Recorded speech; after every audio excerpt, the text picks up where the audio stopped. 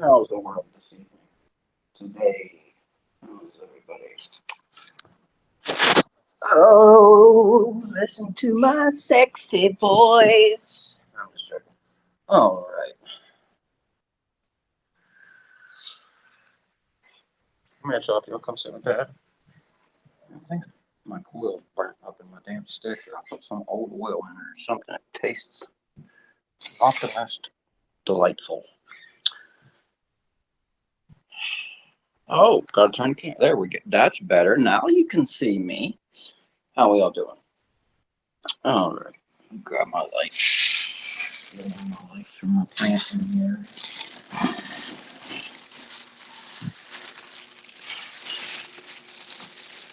Piss the plants off. Take one of their actual plant lights out so that I can use for my own selfish purposes. I can't use the LED floodlight. The fucking floodlight makes it like it's weird. It doesn't work. You would think it would work better because it's got a 40-degree angle on it and actually spreads the light, but it doesn't. Anyway, here's my plants. I'll show you how they did. They went to sleep. They just woke up.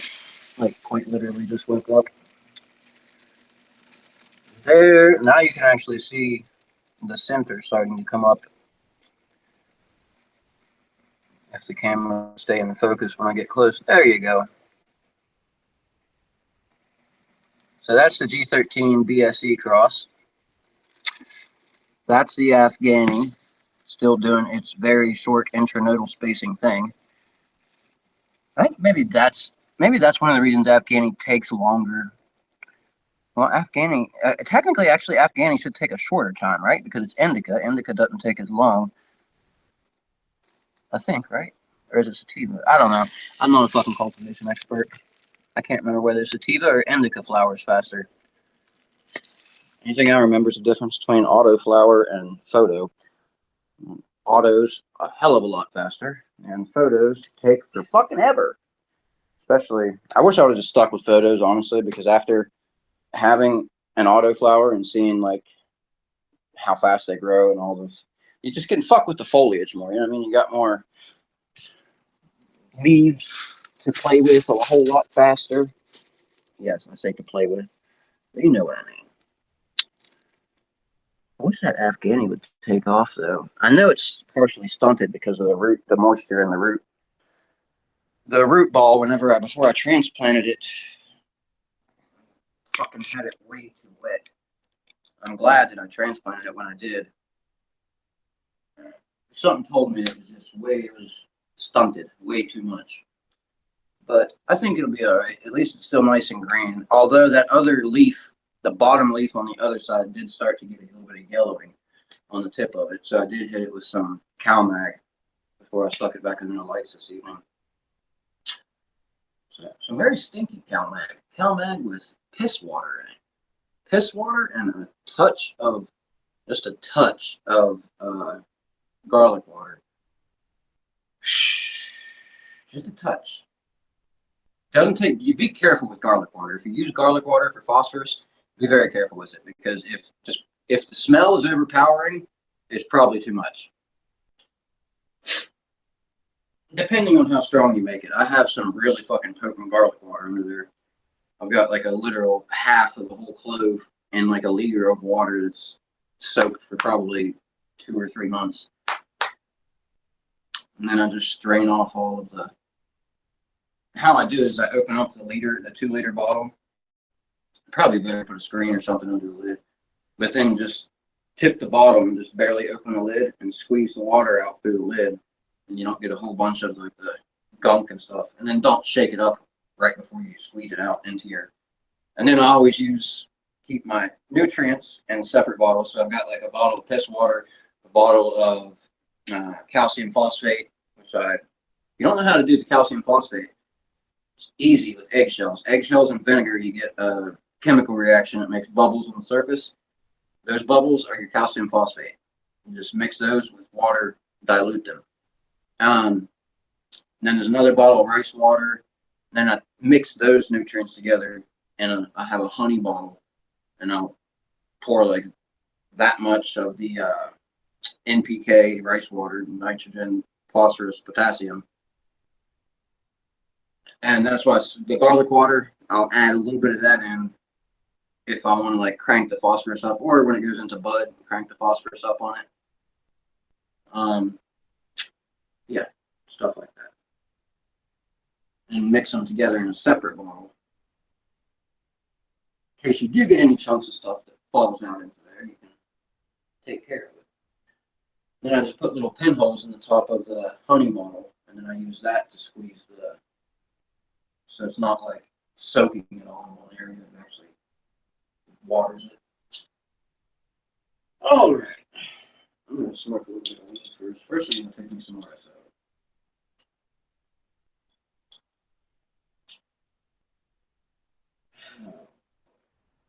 I had a fucking long ass day today. Not really. I just don't like sleeping in. I'm not much of a person for. I don't like to sleep in past like 8 or 9 o'clock in the morning. So a day like today, where I didn't go to sleep until fucking 8 o'clock this morning, and I woke up at like 6 in the evening, it had me all fucked up. Had me all kinds of fuckered up. Not literally.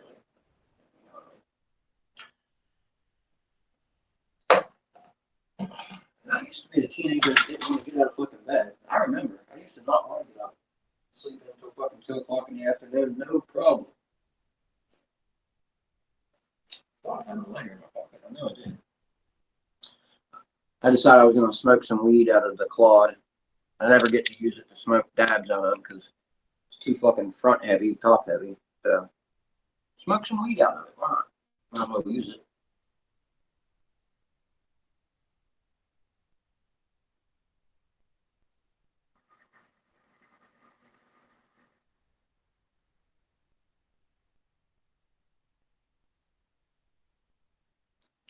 And this is the old version of the MJ Arsenal clod before they put the base on it. They added the base to it like that. And it's on the Titan. So it's not so top heavy.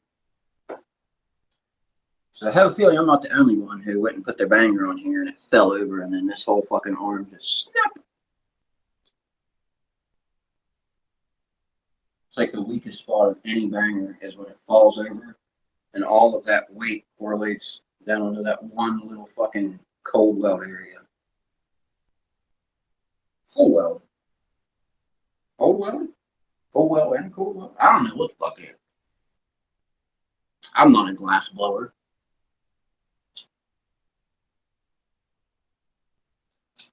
Might be an interesting hobby. I don't have all the equipment to do it.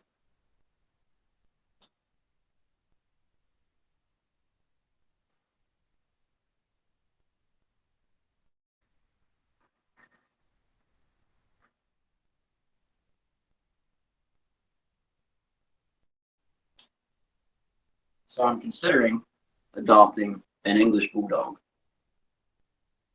My girlfriend's not very gung-ho about the idea.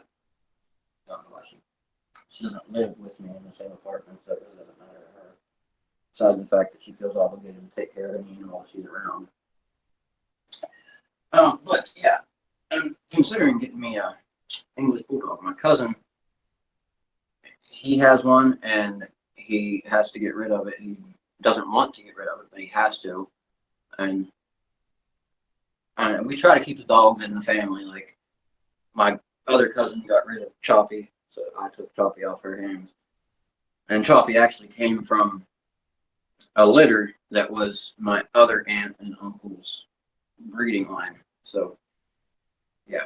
Anyway, like the boxers that have been my mom's boxer, my other aunt, and my cousin, her mom that I got this one off of, my other aunt. All those dogs are from the same line of breeding from my family. My one aunt and uncle. So the mom and dad of the guy who I'm getting the English bulldog off of. And then lots of family and cousin work there.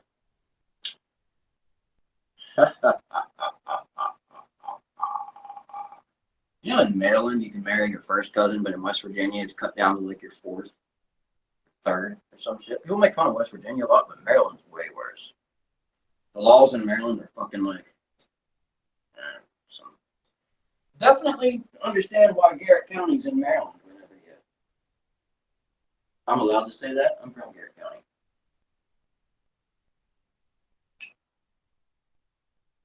I'm allowed to make fun of the backwoods because I'm from there. Some guy up at the dispensary the other day, he was in line. He's like, "Hey, what city am I in? Where are we at?"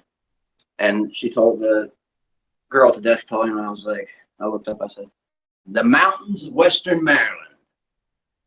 And then, of course, I directed him towards Garrett County if he really likes the mountains. And if you like the mountains, go to Garrett County.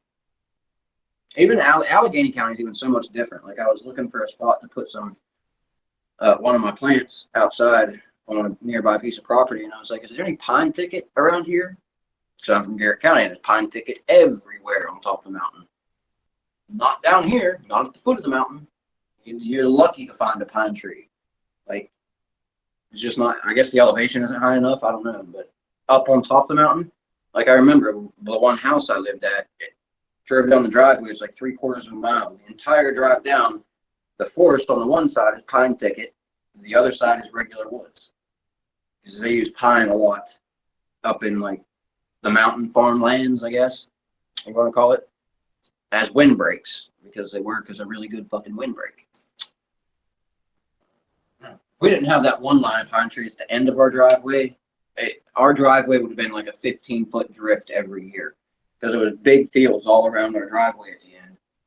So even with the pine thicket there to act as a windbreak, and then that one line of trees at the end of it, we still had like 8.5, 9-foot drifts that were like above the car that you just had to bust through and hope that there was like nothing, I guess, inside of the snow or on the other side of it. Just, it was pretty crazy driving up there in the wintertime, especially where we lived at because it was way back in the woods. Like they would plow it. The time we got to it, it was like 2 o'clock in the afternoon. So that when the buses would run and shit, like they had to have chains down, chains on them because our bus would get stuck at the bottom of the road all the fucking time and like fall off the road and shit. It was pretty funny. It's a hell of a bus driver though. I couldn't imagine driving a bus up in that kind of shit.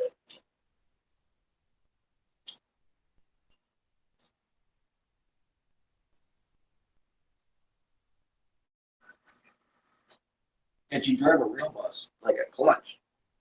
Yeah, dude. And all of the newer buses, like they have a bunch of cheat codes on them and stuff, where it's just like driving a car. There must be a bad wreck out there or something. Something crazy going on. Because there's been sirens going for the past like 25 minutes. I even called my girlfriend and I was like, "Hey, are you okay?" There's a lot of sirens outside. I'm like, I don't know. Maybe I think it's people who have been through maybe like an accident, like you've been on scene, like with like paramedics and fire trucks and shit type accident. Every time I hear the sirens, I like gets me thinking.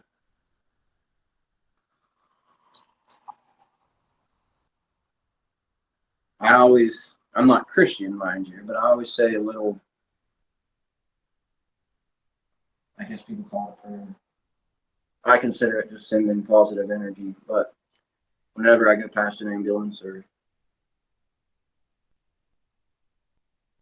because I would hope that if I was in the back of the ambulance, that whoever, whatever stranger would send some positive energy my way if I was in the back of the ambulance, for whatever reason.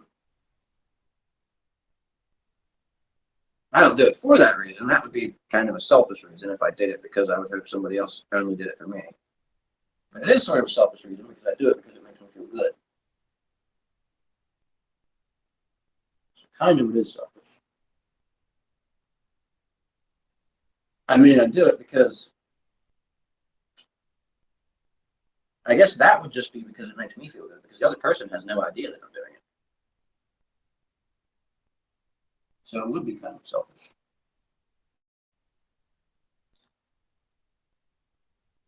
I swear to God, this thing feels like glass, but it's plastic.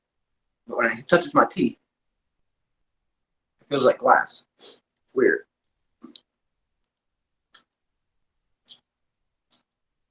This K-Mac has a really, I didn't taste it the last time I had this, but it's got like a it doesn't taste like typical RSO. Just like the maroon baboon that I had, it had like a berry flavor in it. Like it would be good with candy or something. If you make candy with RSO, maroon baboon, try that one. But this is like sweet too. It has a nice, it's different. It would probably be good to cook with, like food. It would add like a, I can't put my finger on it, but there's something there. Yeah, I like the terpenes and stuff because I swear to God, the terps, it's not just the smell. They add different, like to even the taste of the oil and things. Very nice. I like it. All right. Let's try some of this. This is Sunday double. Now, last night I mixed up this when I showed these. This is a Sunday double from Nature's Heritage. And it is not double cross. It is sour double and Sunday driver. Sunday driver, sour double.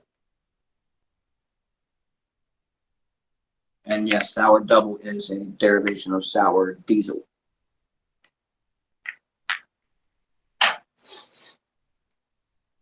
And D-U-B-B-L-E, not D-U-B-L-E, but D-U-B-B-L-E, sour double. So Sunday, D-U-B-B-L-E, Sunday double.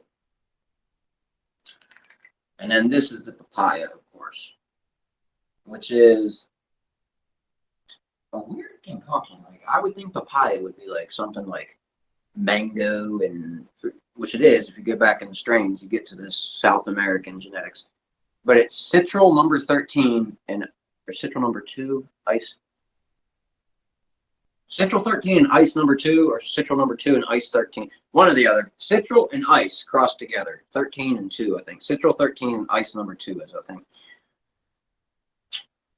It is quite delicious. I always love papaya.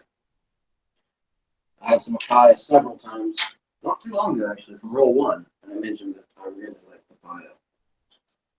It's always a nice go-to strain. Nice and relaxing. So I was speaking to some people, answering some of my Reddit questions. By the way, I do have a really old Reddit account. If you want to see some of my older shit too, it's Red-Eyed Panda and THC and Terps.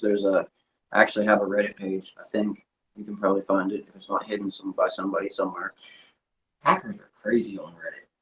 Reddit's like full of like geeky hackers. I guess they don't do nothing else except for learn how to hack and fuck with people's lives. There's a lot of those on Reddit.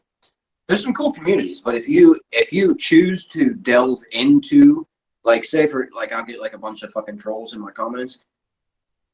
It really is like if you respond to them and feed into it, it'll happen more. If you just ignore them, eventually it goes away and they just leave you alone because they're not getting the response they want. But yeah, if you feed into it, it'll make you feel like you're specifically being focused out of the entirety of Reddit and being fucked with.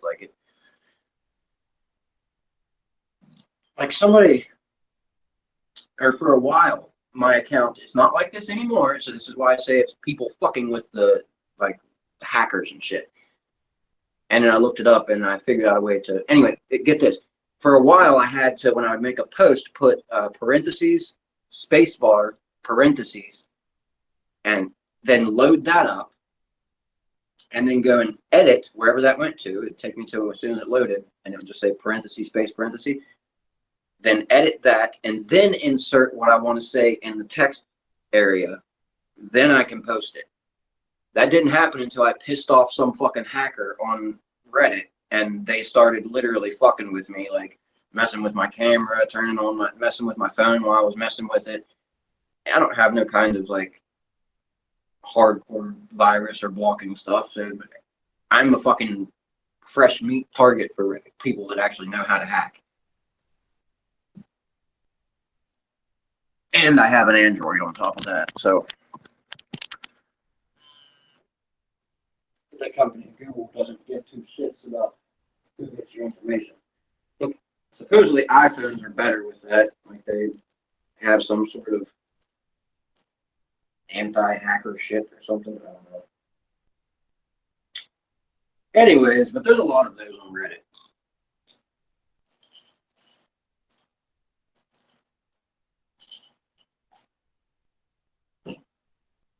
Oh, let's see here.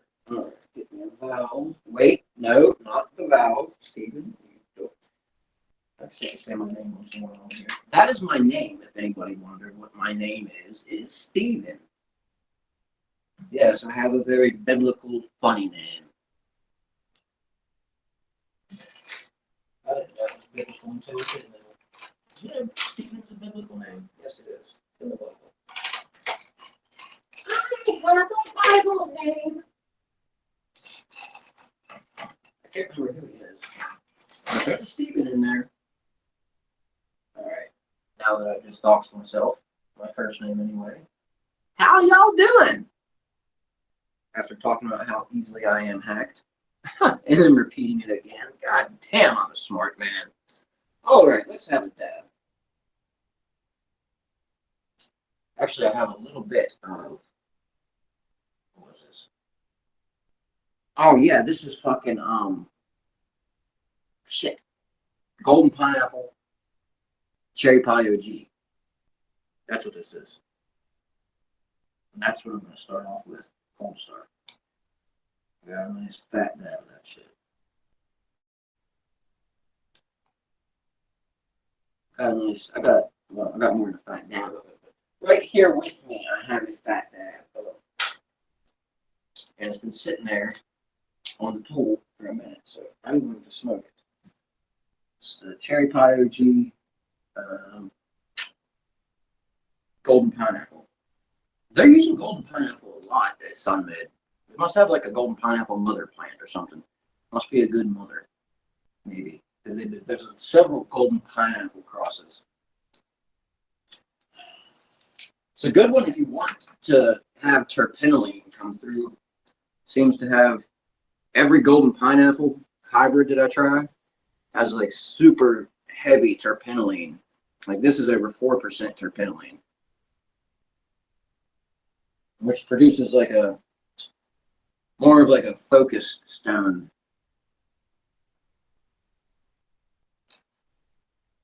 Terpinolene is also anxiolytic, but if it's too psychoactive, you don't really benefit from the anxiolytic aspect of terpinolene, at least in my opinion.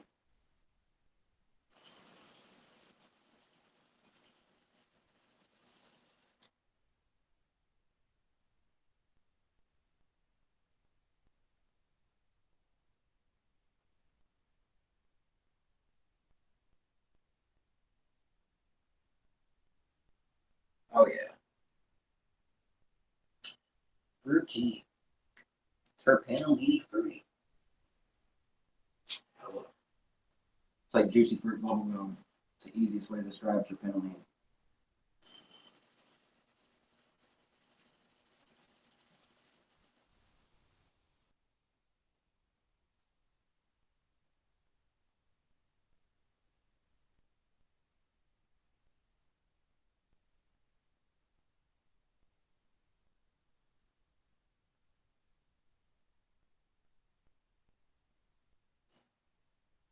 Definitely more focused than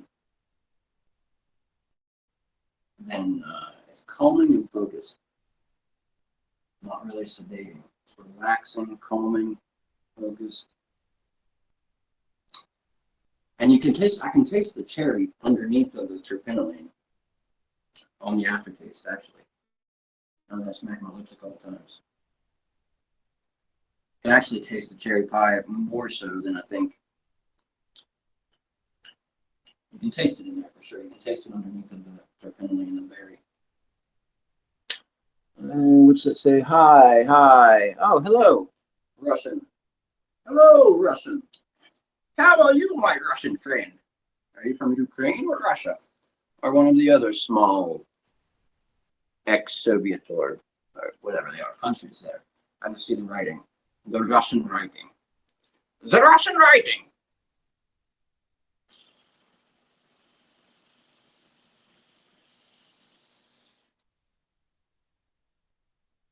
I went to school with a Russian. He was from Russia. I forget what his name was. Julian Ostrogorsky. I remember his name. That was his name. Ostrogorsky. Not Gorsky. Ostrogorsky. Russia. Ostrogorsky. Ostrogorsky. I wish I could like understand the Russian writing. Those letters. What is this? I know they're letters, but I just don't know what they are. Never have learned them, I have not.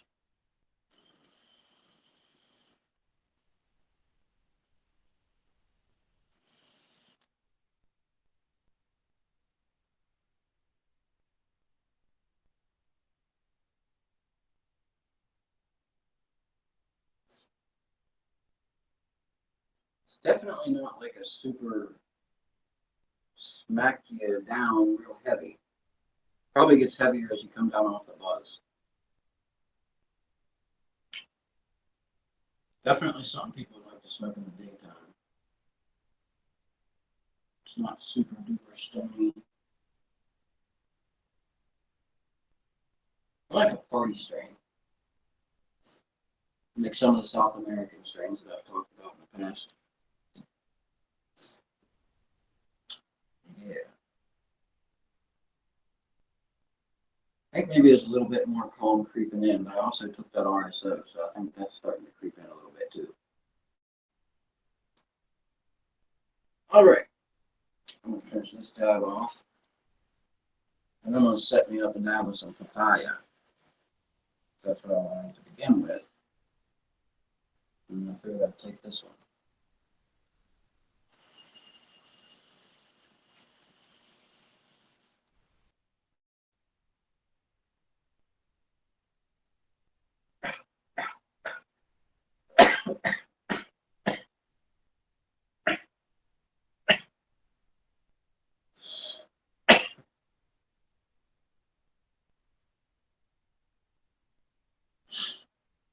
Oh boy!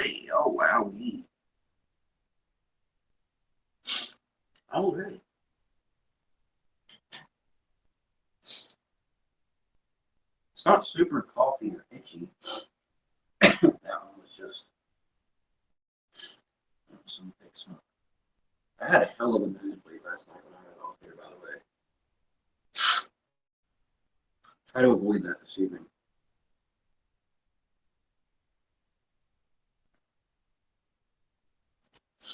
Although I found a cheat to get your nosebleed to stop. Vaseline. Vaseline, yes. Just a little bit of Vaseline. Supposedly it helps the blood clot or something. I don't know, but it does work. Afrin, that stuff works too. My girlfriend gave me that stuff last night, and it burnt a little bit. I think my nose is like that. I think I have like a boo-boo up inside my nose that never healed.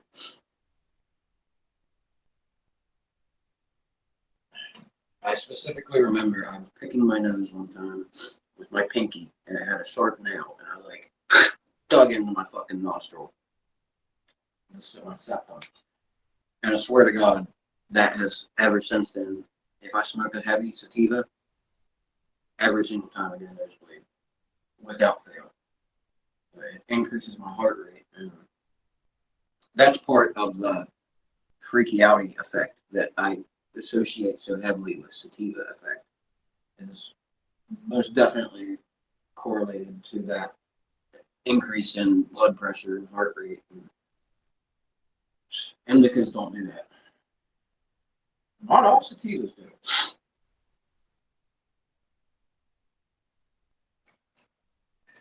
Somebody was asking me on Reddit, they said, so you consider beta-myrcene to be sativa, like characteristic of sativa? And I said, well, sort of. Because they, like most other people that I speak with, consider beta-myrcene to be more so characteristic, characteristic of indica.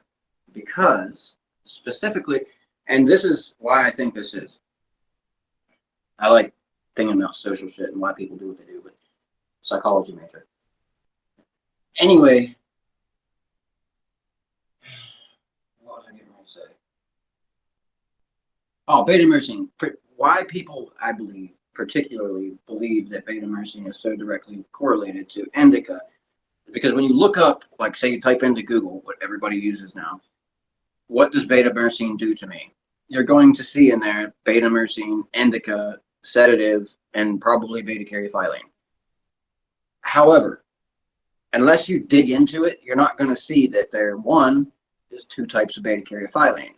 The most common type, beta caryophyllene, and then trans caryophyllene. If you don't look at the TERT profiles and you don't give a shit, you're not going to know that stuff.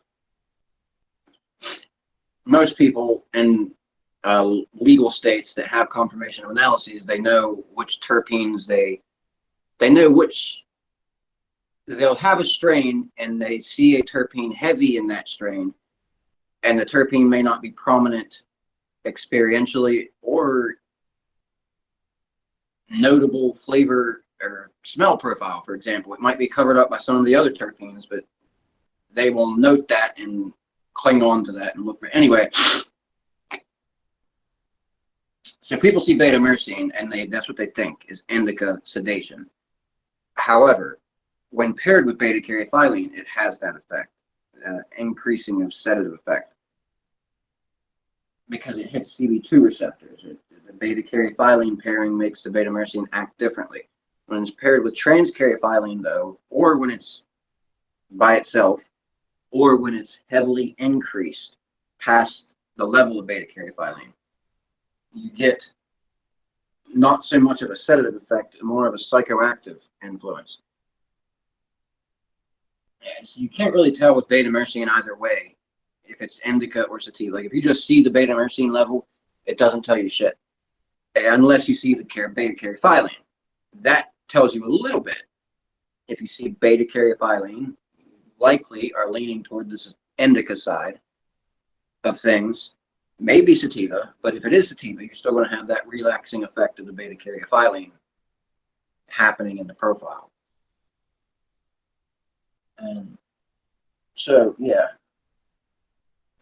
And you know, if you see beta myrcene higher, say 2-3 times the beta caryophyllene level, going to be a fairly psychoactive, very strong hitting strain. Whereas, for example, compared to something like Pac-Man that has sometimes no beta myrcene and low levels of beta myrcene, more naturally occurring levels of beta myrcene. And it's not necessarily incorrect to say that beta myrcene is relative to sativa. That's why I say it's not really either or. It's more like one of the bridge terpenes. Because it's just not, because it appears 50% of the time dominant and across the board. So it's not incorrect to say that it's sativa, but it's not necessarily strictly sativa or indica. No, that's what I was meaning to say, indica. The way people think about it. So it's not necessarily strictly either way. But I like to put the caveat in there of the sativa. The fact that beta myrcene can influence the absorption of THC by your CB2 receptor and cause relaxation of beta caryophyllene, or hit CB1 receptors when it's either heavy in the strain, very, very intense, like a lot of beta myrcene, or when it's in there without any beta caryophyllene or very low levels of beta or trans caryophyllene. You get a more psychoactive. And then there's, like, for example, when if you look at the levels of beta caryophyllene and beta myrcene in an indica, you increase the beta caryophyllene and you get it's more relaxation, and the relaxation hits heavier, like much heavier. And when you increase your beta myrcene, you're going to get more of the psychoactive, that chest feeling that you get. That's how I describe the psychoactivity. I feel it in my chest at first, and it kind of spreads out from there real heavy. That's that sensation of psychoactivity that I'm talking about, that I also, remember I said, correlate to my high blood pressure, and when I smoke sativa, I get the nosebleed. That sensation in my chest that I feel goes over fucking board, and nosebleed. Yeah. But when you increase beta myrcene with the beta caryophyllene increasing as well, you get more psychoactively, more intense hitting sedation. Beta myrcene definitely impacts weed very, very heavily. I think it's more important than people give it credit for. People assign it credit for the sedative qualities of cannabis, but it's not so much the sedative qualities of cannabis is responsible for, in my opinion. When you really look at the synergistic, what's happening synergistically, it's more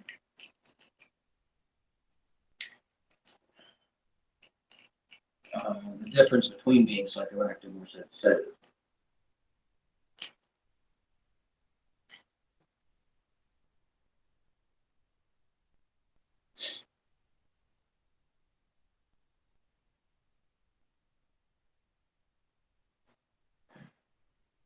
And there's another thing too. People were, so the same person was asking me, or another person, I can't remember, why I believe that the cannabis market is recreational market. Why I'm always saying about sativa, meaning it's more so sativa representative. The reason I say that is because of the expectations of the recreational market and what is available on the illicit market. Now, yes, there's diverted legal cannabis now available, and now that more states are legal, I think it's starting to change. And the reason being because people aren't ducking and dodging the police and only thinking about maximizing product efficiency, which is increasing potency and increasing the shortening of the flowering time. That's the reasoning for pulling in indica into that equation, is shortening of flowering time. The sativa brings and density of buds, weight, right? You want more weight and less flower. So you don't want a fluffy sativa. But from the sativa side, what you do want is the intensity of the psychoactivity. So while we weren't ever able to read a confirmation of analyses all these years, what we were able to do was had stoners who knew what the fucking weed was doing to them. So they were able to select for the strains that produce the sensations and the experiences that people were looking for, and thereby bred those strains. And of course, we had like books of strains and all this other shit over the years too. But confirmation of analyses, I know they've been around obviously in the legal states like California, Colorado for a quick minute.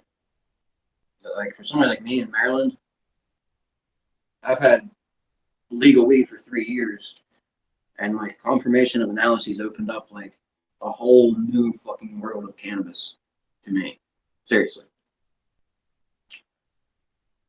Like I thought I knew a lot about weed before I started studying everything that's on a confirmation of analysis, a certificate of analysis. That's the other thing they call it, confirmation or certificate of analysis. I think they like to change up the lingo just to screw with people. They're like, it's a confirmation of analysis. And then people start using that terminology and they're like, oh, well, it's a certificate of analysis.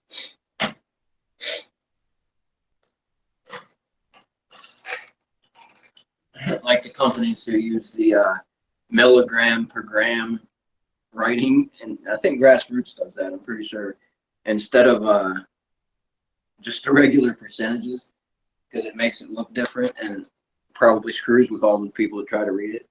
Yeah, here we go. Here it is. 24.80 milligrams. Instead of percentages, they have milligrams listed. It's funny. So that would be 2.48 terpineol, 1.27. So you just move the decimal place. But it fucked with me when I first seen it, the milligrams. I'm like, what? Because I honestly thought that I read that it was that percentage of the terpene that I was looking at, but it was in milligrams. So it was much less than I thought.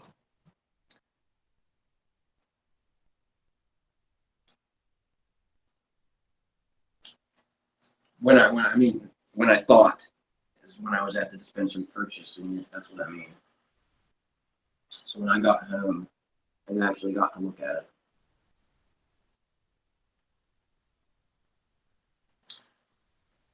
All right, there we go.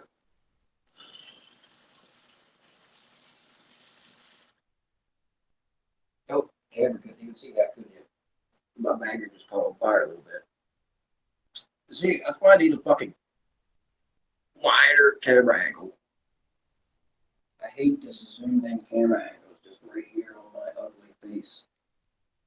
And it's only on the bottom part of my ugly face. You don't even get to see my pretty eyes.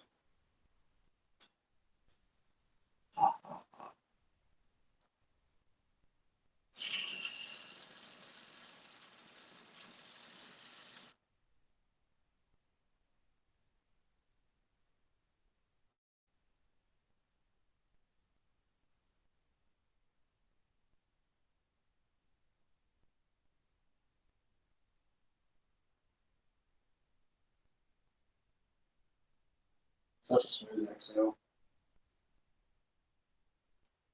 No bite.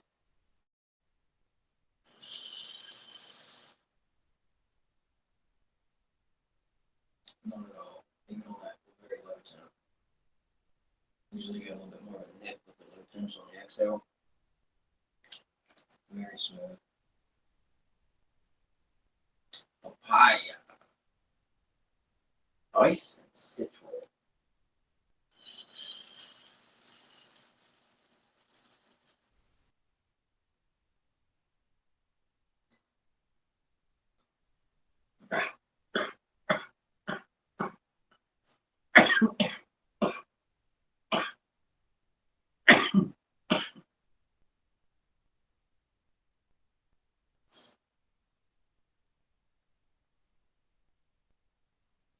I have a GMO taste. That was like armpits. Garlic butter GMO.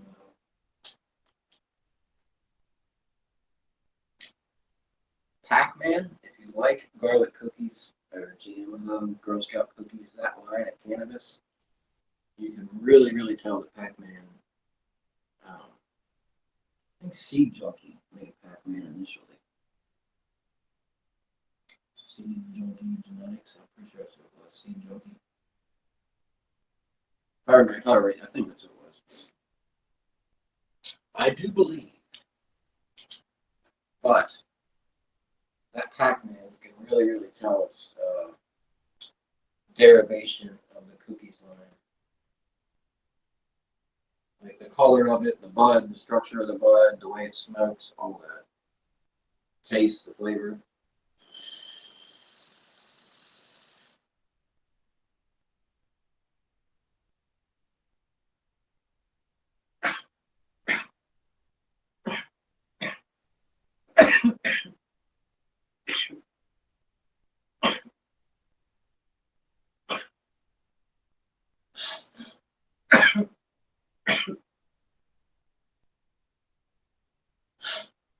Got that super gassy, garlicky punch to it.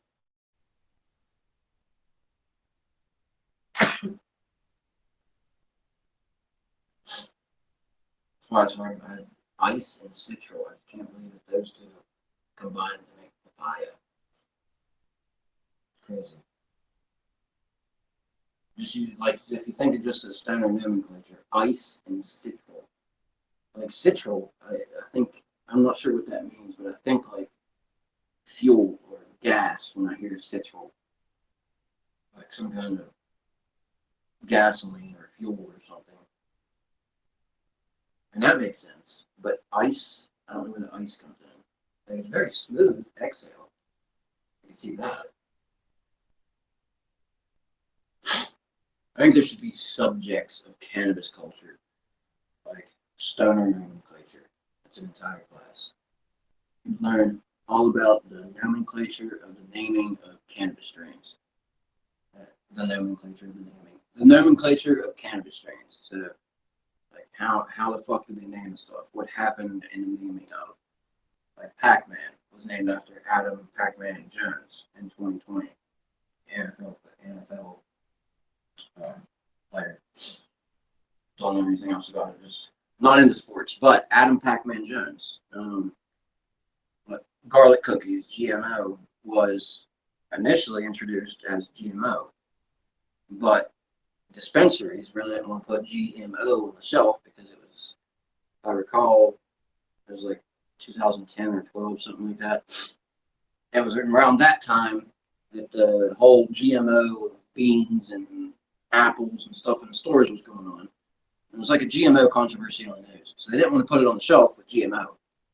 So then it's named garlic cookies. It goes back to the stoner nomenclature of the parent strains instead of the ha-ha nomenclature, like naming it after stoner shit.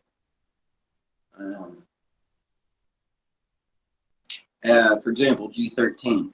The stories behind that, there's a story that it either came from overseas, a soldier brought it back, seed, and the other is that it was developed in the University of Mississippi lab that the FDA has ran for cannabis research for the past 20-some odd years.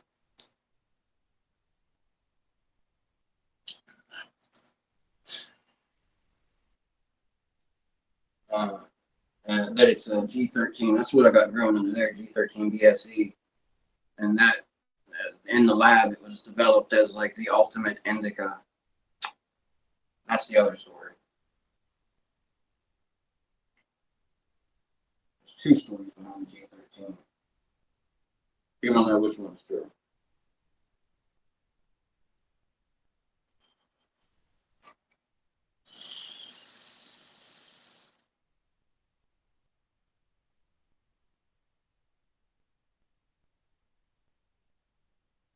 It's definitely possible that it was a government project out of the University of Mississippi.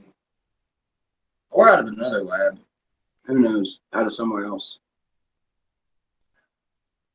The University of Mississippi part is just kind of my take on it, because I would presume that if it a strain slipped out of the lab, I think that's what the How High reference is too. And How High, how Dave Chappelle works in the college, and he steals the weed from the college, and it's like real good government weed or whatever.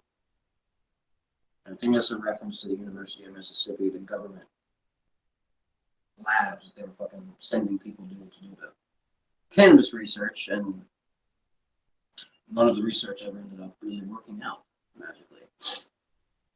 Much of the research.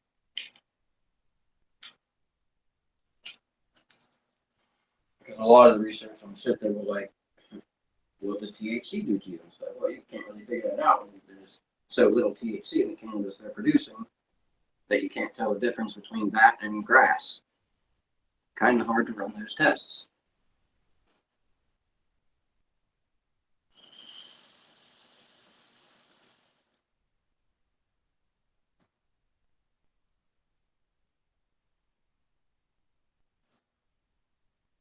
Yeah, that's how about that quality taste.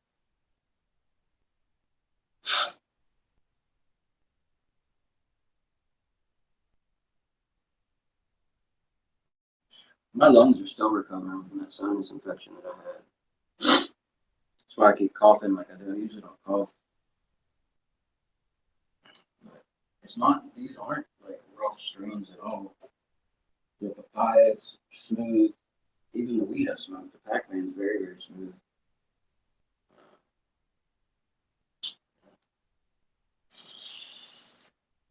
That green currant weed, it hits a little bit harder.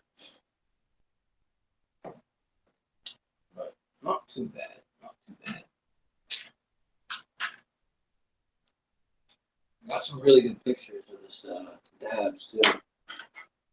With the pucks nice and full and untouched. So if you're a fucking nerd of the pictures. I want to post more shit about the plants. I just don't want to keep posting pictures of the plants, same pictures. There's not really too much going on early on. I'm only on beginning of week 5 now. And then the one that's really even a little bit interesting is the, I guess I say that, but I'm just bored with the seedling stage at this point. In the early veg stage, I like clipping, having fun with it. Anyways, take it easy, peoples out there of the world and the internet. Have a lovely, whatever time of fucking day it is where you